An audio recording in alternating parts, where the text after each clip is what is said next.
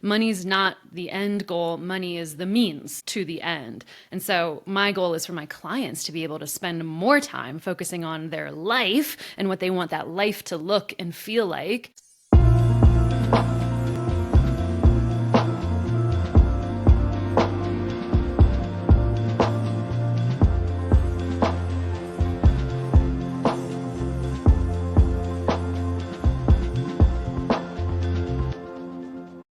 Well, hey, welcome back to the Amanda Kaufman Show. And this episode is so good because you get to meet my friend Allie. Allie Beckmann is an absolute genius when it comes to financial planning, and she has such a unique take with finances and wealth building and all of those good things. And hey, if you're building a business, if you're thinking about building a business, or if you even know somebody who is wanting to do that and also wanting to improve their financial position as they do it, doing finances the smart way, not the hope it works out way, you're going to want to really tune into this episode. So, Allie, welcome to the show. Thank you. So happy to be here. I'm so glad you made the time. Look, so dear friend that's listening, like Allie, she blew me away because I can't stop talking to her. Like we have budgeted for a short introductory episode here, but don't be surprised if the 4-hour version comes out real soon. So, Allie, why don't you just take 30 seconds and share with us like what is it that you do and why is it a little different than what you would normally get?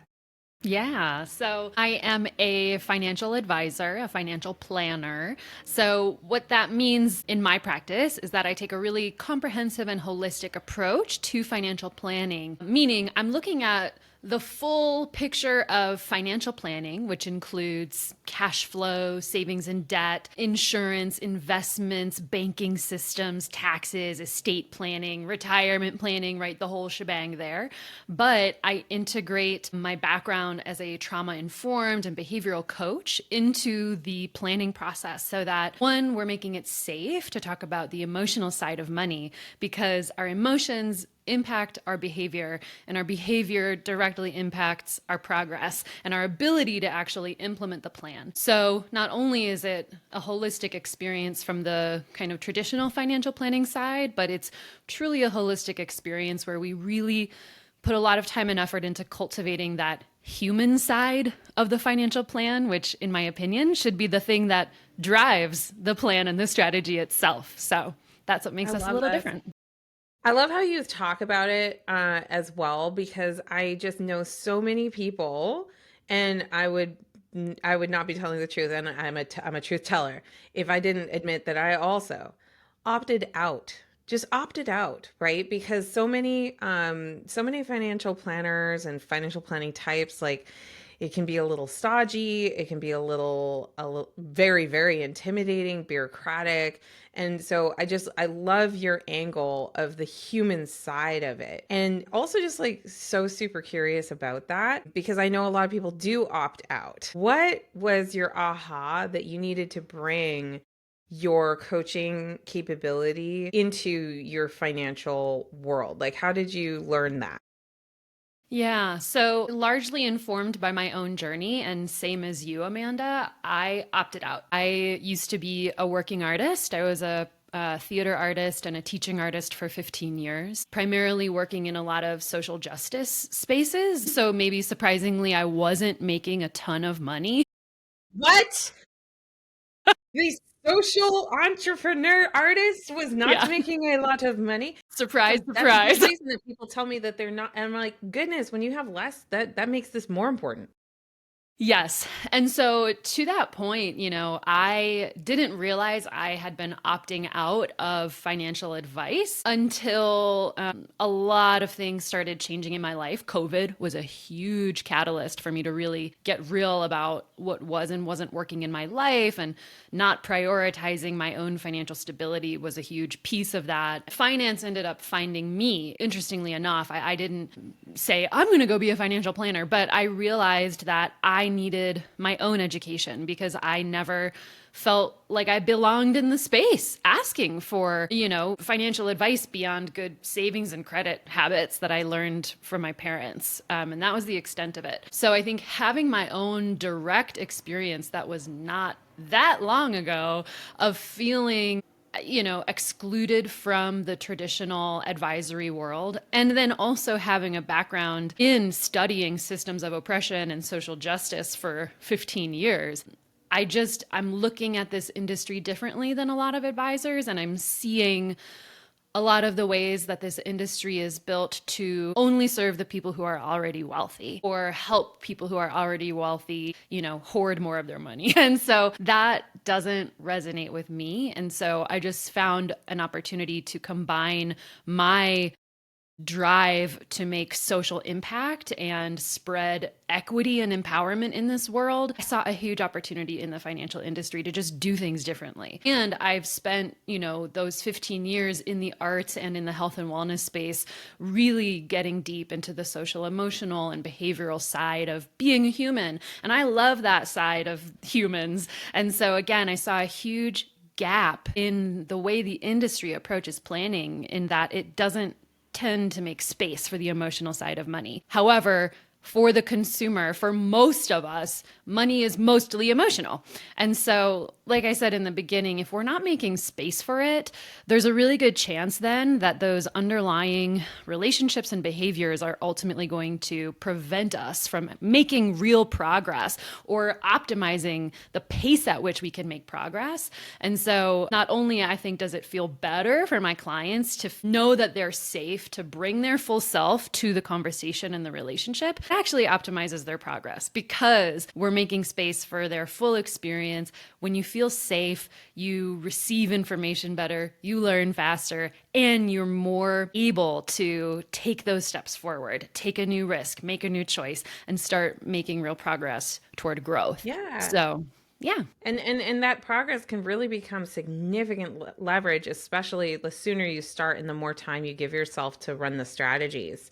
As you were talking, I'm like, goodness, I think this show is going to be a big why entanglement, in a beautiful way. Because as you were talking, I'm like, dang, that's actually why I'm so bullish on the alternative education industry, and why I get so excited about doing shows like this, like doing the podcast, doing the social content that I do. I don't do it because, I've got to be the next Kardashian. Please don't want to be the next Kardashian for lots of different reasons. But what really inspires and motivates me is like when I really believe at my core, when people know better, they do better.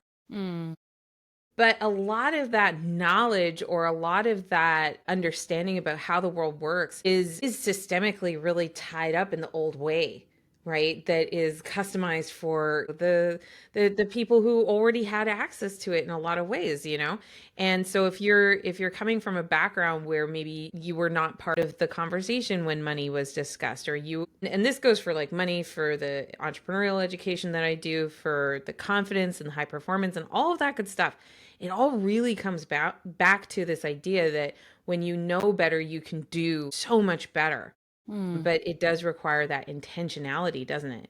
Yeah. Yeah. I mean, education is such a big gap for people. And what I see too, particularly with women, it's a lack of education then leads to a lack of confidence, and then you're less likely to take risk. I have watched my clients increase their capacity for risk or taking new chances, trying new things, stepping outside their comfort zone the more they learn. So just providing a space for accessible financial literacy is huge. But what also I found interesting in what you just said is like what motivates me. That's also something that I think is really overlooked in the planning, right? It's not just the numbers. The numbers need to be informed by something. And so I spend a lot of time with my clients figuring out who they are as people and what their values are so that their plan is working directly to help them live in greater alignment with their values and with their priorities, and to actually help them reach goals that are meaningful and significant to them. Because if we're just focusing on money and making more money, at the end of the day, that's not a real motivator. It's too shallow to be sustainable. And so if we can realize that it's not actually about the money, it's about your life. And then we can Mm-hmm. get better at supporting clients in that life planning phase. Then it's my job to figure out how are we using money as the tool to Right. facilitate that life. Money's not the end goal, money is the means to the end. And so my goal is for my clients to be able to spend more time focusing on their life and what they want that life to look and feel like. And then I'll take care of the how. What is that going to look like financially in a way that still aligns with your values and makes sense for who you are as a person and where you're starting from? I love that metaphor of it being a tool. As a coach, I really couldn't agree more. So many things we externalize our success and we externalize our success markers, and like it doesn't take even take a whole coaching session, y'all, to figure out that like there's different value systems that motivate people in particular ways. And, if you're unaware of those patterns or beliefs that maybe you just sort of grew up with, or you were steeped in, or maybe your current friend circle still has these beliefs, like you don't even really realize, I don't think, how money can be, yes, a tool, but it can be like a tool for your imprisonment. And I know that that sounds really dramatic, but it's so true. I mean, how many times have you heard someone that say, "Well, I can't afford that," or "I can't do that because oh, that's too expensive," or I can't change my soul sucking job because of the money or the Yeah. benefits," and kind of walking through the world as if you have no options in how to live your life. Hmm. And like, goodness, this is why we could have a 4 hour long episode, Allie, because the money really does touch everything, doesn't it? It really does, which is why, again, I think there's such an opportunity in the financial planning world and industry to broaden the perspective and really create a space for clients to talk about all those pieces that money touches. It is both so intimate and personal, and it is also, simply a tool as well. And so it's a nuanced topic and everyone has their own personal relationship to it, and they deserve to have an advisor who they feel they can be that full authentic self and have that nuanced conversation with without fear of like being shamed or condescended or talked over. Oh my gosh, big time. I want to circle back to something you said about risk appetite. Mm. And I wanted to circle back on it because what came up for me as you talked about risk in that moment is, a lot of times we assess a risk inaccurately. Like we think it's risky because, well, I've always done it this way. And I'm thinking about, the pattern of living hand to mouth or paycheck to paycheck, right? When you're in that pattern, it can feel risky Mm. to make a change or an alteration to what you're doing because it already feels so scarce and so tight. But, when you run the numbers, I have to imagine, and, please validate or invalidate what I'm saying. Sometimes just the change itself feels risky, even if the change isn't objectively, as in you're going to lose money risky, it just feels risky. Do you mind unpacking? Like, first of all, do you agree with that? And then if you do, can you unpack for us, like, what are the high perceived risk, actually low risk things that you typically work on with a new client? Mm. Interesting. Two very different questions. I Mm-hmm. think so. One, I do agree with you. There is this sense of perceived risk, which we can encounter that when we're approaching growth. And so, depending on our awareness of our nervous system and our patterns, I see this a lot with people who are looking to hire a financial planner and it's their first time, having that conversation.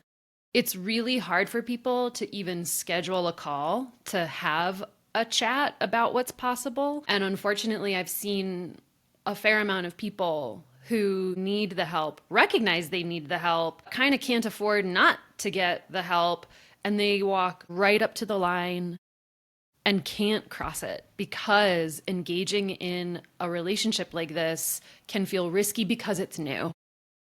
And money is tied to so many deeply personal and foundational emotions that it can just get confusing in that kind of how you're reading your internal experience and emotions, right? It can kind of send that signal of risk and fear, and then that means people can back away from it. This Mm-hmm. is why I think having the trauma informed approach is so important, because the number one methodology of trauma informed care is creating a safe space, because if we don't feel safe, we won't be able to take a risk. We won't be able to learn. Learning in itself is a risk, because learning requires a kind of temporary tension, right? And the only way you learn is by figuring out how to resolve that tension. But even that in itself can that's another iteration of growth. And so, just what's happening in our brain, we don't have access to those parts in our brain if we're feeling stuck and unsafe and like we're in survival mode. So when we can create that feeling of safety, then we can have the opportunity to learn, and we can have that opportunity to start taking those steps toward growth, even when they feel risky. So I think, one, what do I work on in terms of helping people with their risk? It's getting started. I mean, I'm a lot of my clients' first financial advisor. And so I love working with people who this is a really big step for them, but they know they're ready, but they need that. They also know that they need that quality of relationship to feel safe. They may not know why exactly, but they know that they need that. And so I love working with people on just helping them really manifest their desire to make financial growth and actually manifest it into real behavior. They're kind of I know I'm ready, but I'm kind of scared and I don't know what to do. And that's why I'm talking to you and hiring you. And so I love when I can catch them in that moment when they recognize that they are ready and it is kind of scary. And so then working together, we're helping them. I mean, who knows on where we'll start, because it depends on where they're starting from, but just helping them get that sense of organization, get a sense of support, the reassurance that we have a plan. And now it's just a matter of following the plan. That in itself just helps people, on a bigger level. It's helping people completely reframe their relationship to money so that they can grow and build their wealth. On a more, micro level, I see it, especially with my female clients, in their investment risk appetite. The more, someone literally said this to me in the fall when we were doing kind of a risk reevaluation. And she said, I was like, your first score that we did when we started working together was way lower. And now I was quite surprised to see your risk score jump up a lot. And she goes, yeah, but I think because I've learned more about just how it works, how investments work, how it works in the context of my plan, I feel more comfortable taking more risk in my investment portfolio because I understand more. So on that level, that's really exciting to see, because that then has real returns and gains inside of it. Obviously we don't want to go past our risk tolerance, but Yeah, find the yeah, edge. yeah. And I mean, I'm reminded of that saying that fortune favors the bold. And I was thinking about, well, boldness requires what, right? If you want to activate more appetite for risk, and I can see this applying also if you're building a business or you're changing your marketing strategy or just really any kind of change. The reason why it's so hard for most people is because you're proving yourself wrong. And I mean, who wants to be told that they're wrong? No one. Right? Yeah, Ever. So handling that is really important. But you're going to feel more bold if you know what the realm of possibilities are, if you understand the system, if you have a partner that you can be like, am I crazy? No, you're not crazy. Okay, cool. And to your point, just a plan, because even, there've been a few times in my life that I can point to, I had a plan, we ran the plan. It was not a great plan. But boy, I learned so much because I had the plan. I could anchor back where did we exactly. go wrong? Where did reality, knock Yes. us off course? So then the next time we sat down to do the plan, it was a slightly dumb plan. Yes. And that's something, I update my clients' plans every 6 months because it's going to change. We're going to learn as we go. And again, to your point, the longer we work together, the more we can get specific on what are your biggest fears? What are the biggest risks to the success of this plan? And then what is within our control to mitigate that risk? So, it's this mix of education to increase the appetite and tolerance for risk, but then it's also being smart about what is within our control to put in place so that if the worst case scenario for you does happen, we've thought about it and we already have a plan in place or protection in place to minimize or mitigate that risk altogether, which can then, again, it's just increasing that sense of safety, which can then allow us to take more risk in another area. Love that. Allie, what is the best way for people to follow you? LinkedIn. LinkedIn is a really great place. I'm really active on LinkedIn. So it's Allie Beckmann, RFA on LinkedIn. So connect with me there and shoot me a DM. And if you want to chat further, we can go from there. Amazing, amazing. And dear listener, you'll find all of Allie's details and information in the show notes around this video, or if you're listening to this, in the show notes for the audio. And don't forget that if you want to catch another episode, the best thing to do is subscribe. So you'll always get the newest episode pushed right out to your device wherever you happen to be listening to us. And also, if this was helpful, two things. One, pay it forward with a review, right? If you take the 30 seconds to write a review for the show, it helps people that randomly come across it choose us. And for that, we absolutely thank you.